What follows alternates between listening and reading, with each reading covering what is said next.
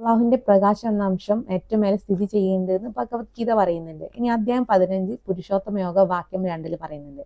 3 ഗുണങ്ങളാൽ പോഷിപ്പിക്കപ്പെടുന്ന അതിന്റെ ശാഖകൾ മുകളിലും താഴെയുമായി പരന്നു കിടക്കുന്ന വിഷയങ്ങളാണ്.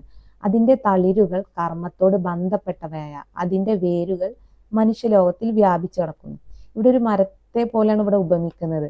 യഥാർത്ഥത്തിൽ ഒന്ന് മനുഷ്യലോകത്തിൽ വ്യാപിച്ചു കിടക്കുന്നു എന്ന് പറയുന്നുണ്ട്. അത് നമ്മൾ മുന്നേ പറഞ്ഞ ഹൃദയത്തിൽ വസിക്കുന്നതും ബ്രഹ്മം തന്നെ എന്ന് ഭഗവത്ഗീത പറയുന്നത്. കാരണം സെയിമാണ് രണ്ടും.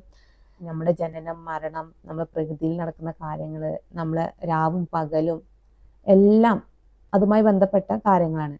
അഥവാ അധ്യായം 10 വിഭൂതി യോഗ വാക്യം 42 പറയുന്നുണ്ട്. വിസ്തൃതമായി അറിഞ്ഞിട്ട് ഇതിൽ നിനക്ക് എന്ത് കാര്യം? ഈ പ്രപഞ്ചത്തെ മുഴുവൻ എൻ്റെ ഒരു അംശം കൊണ്ട് ഞാനാണ് താങ്ങുന്നത് എന്ന്. അപ്പോൾ സൃഷ്ടാവിന്റെ ഒരു അംശത്തെ പറ്റിയിട്ടാണ് ഇവിടെ പറയുന്നത്. അതാണ് ഈ പ്രപഞ്ചത്തിലുള്ള എല്ലാ കാര്യങ്ങളും ചെയ്തുകൊണ്ടിരിക്കുന്നത്, പ്രപഞ്ചത്തെ താങ്ങുന്നത്. എന്നാൽ നമ്മുടെ ജനനം, മരണം, നമ്മുടെ എല്ലാ കാര്യം രാവും പകലൊക്കെ ഈ ഒരു അംശത്തിലാണെന്ന്. അതാണ് മനുഷ്യലോകത്തിൽ വ്യാപിച്ചു കിടക്കുന്നു എന്ന് പറയുന്നതും.